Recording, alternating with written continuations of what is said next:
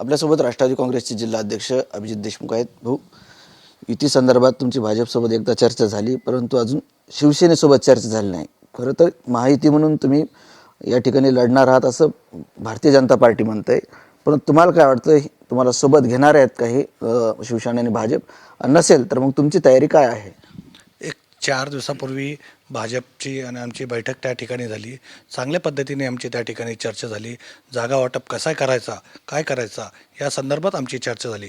त्याच्यानंतर आमचं असं ठरलं की एक 2-3 दिवसानंतर परत त्या ठिकाणी आपल्याला एक बैठक घ्यावं लागेल, पण आजही त्यांचा आपल्याला निरोप आलेला नाही. त्याचप्रमाणे आता आम्हीही आमचे जवळपास 115 वार्डामध्ये आमची तयारी सुरू केलेली. आमच्या मुलाखती काल झाल्यात. जवळपास 250 ते पावणे 300 जणांनी त्या ठिकाणी आमच्याकडे मुलाखती दिलेल्या आहेत आणि आमचं आता स्वभावाची तयारी सध्या तरी आमची सुरू आहे.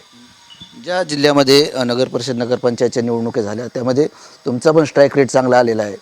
शिवसेना जर नंबर 1 वर असेल तर नंबर 2 वर राष्ट्रवादी काँग्रेस आहे, नंबर 3 वर भारतीय जनता पार्टी गेलेली आहे. मग त्या दृष्टीनं तुम्ही जरी युतीमध्ये चर्चा सुरू असली तरी तुम्ही त्यांच्या भरोश्यावर राहणार आहेत का नाही?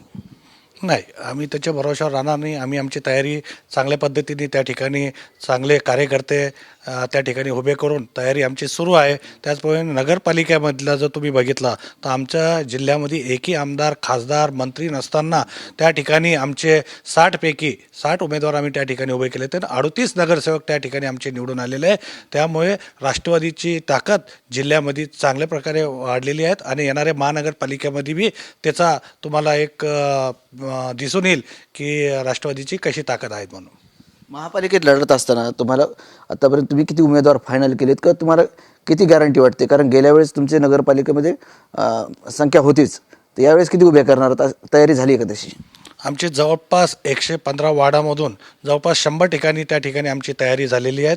उर्वरित 15 वार्डातही आमचे उमेदवाराचे चांगले उमेदवाराचे आम्ही शोधात आहोत आणि नक्कीच सगळं 115 वार्ड आम्ही त्या ठिकाणी लढणार आहोत.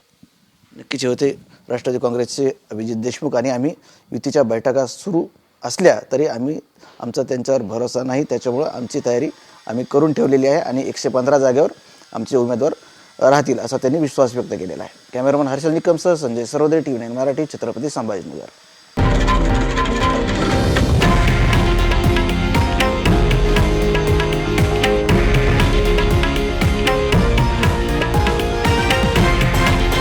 हे आहे देशातील नंबर 1 न्यूज नेटवर्क आणि आपण पाहत आहात TV9 मराठी, एकमेव.